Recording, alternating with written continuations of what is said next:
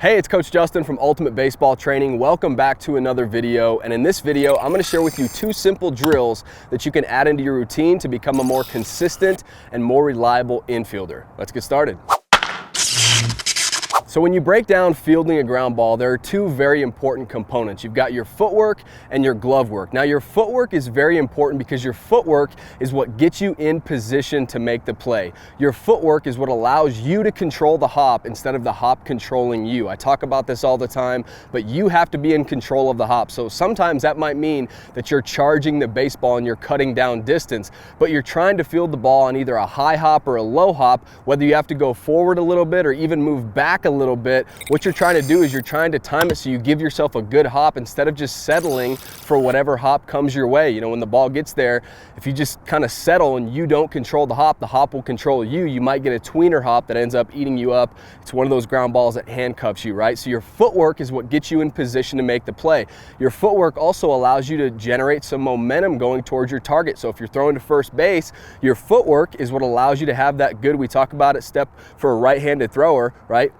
You're going to approach the ground ball and you're going to step with your right foot, then your left foot. So right, left field, and then obviously right, left throw. But having that good footwork is what's going to allow you to generate momentum going towards your target, whether that be first base or maybe it's a double play. Your footwork's going to get you in position to, give your shortstop or your second baseman a really good feed, right? So your footwork is so important. Your footwork is really what allows you to get in position to make the play. Your glove work is also important though, because your glove work is what actually allows you to field the baseball and follow through with making that play, right? So it's very important to also work on glove work, work on having good posture, fielding the baseball out in front, right? Securing the baseball, funneling it into your body, making sure that you are able to get it out of your glove in a timely fashion, get to a good four-seam grip, have a quick release, right?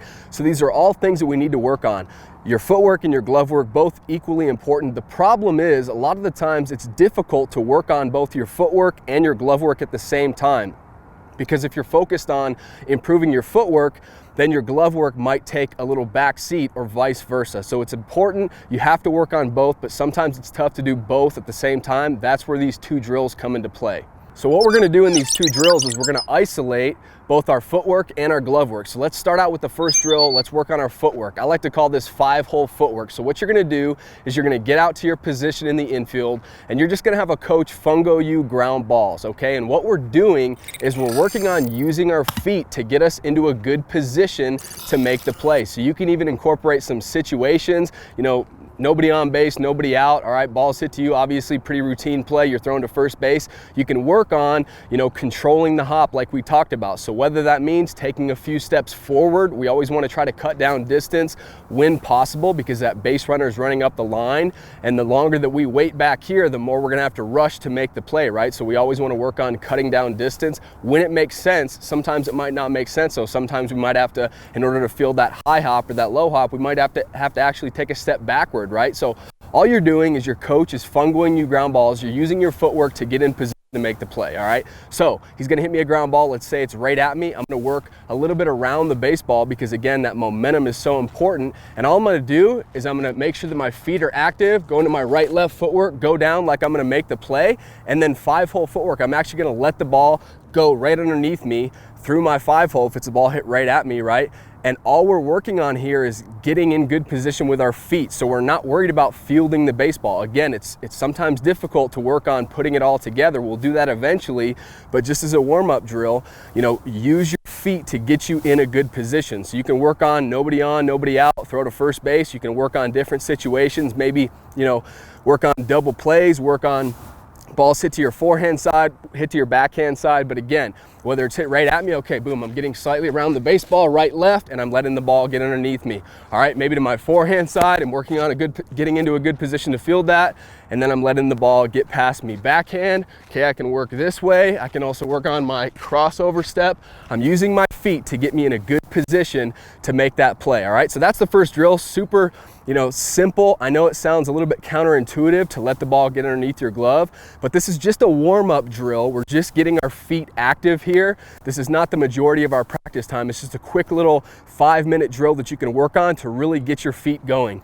quick little tip for you, it might make sense. You know, you can do this at your position, but obviously you're gonna have a bunch of balls out in the outfield. You're gonna have to go shag. So it might make sense to do this in front of a net or in front of a fence. All right, but that's the first drill, 5-hole footwork. Let's get your footwork going.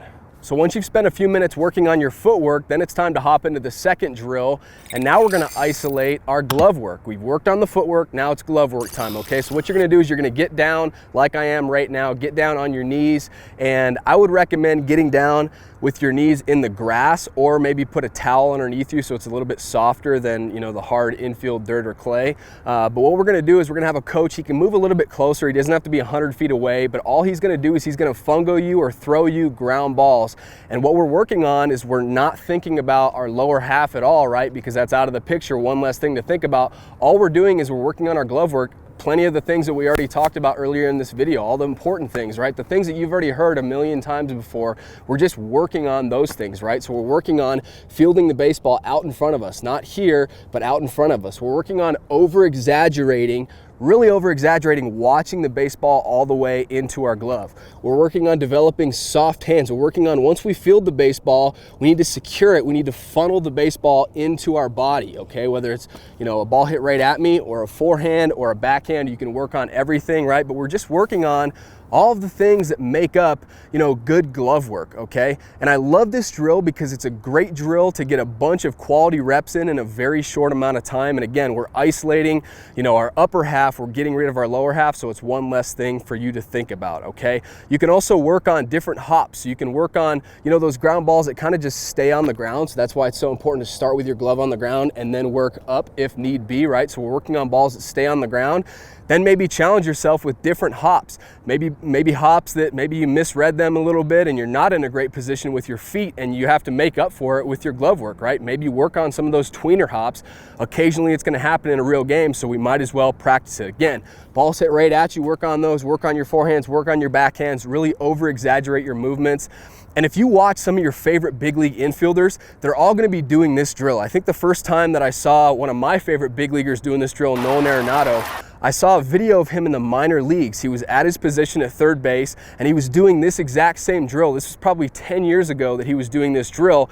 And you know, you see Ron Washington doing this drill with all of his infielders. Pretty much every single big league infielder out there that you love and you watch on TV, they're probably doing some form of this drill, isolating, you know, their glove work. So I think if it's good enough for those guys, it's probably good enough and important for you to do as well, all right?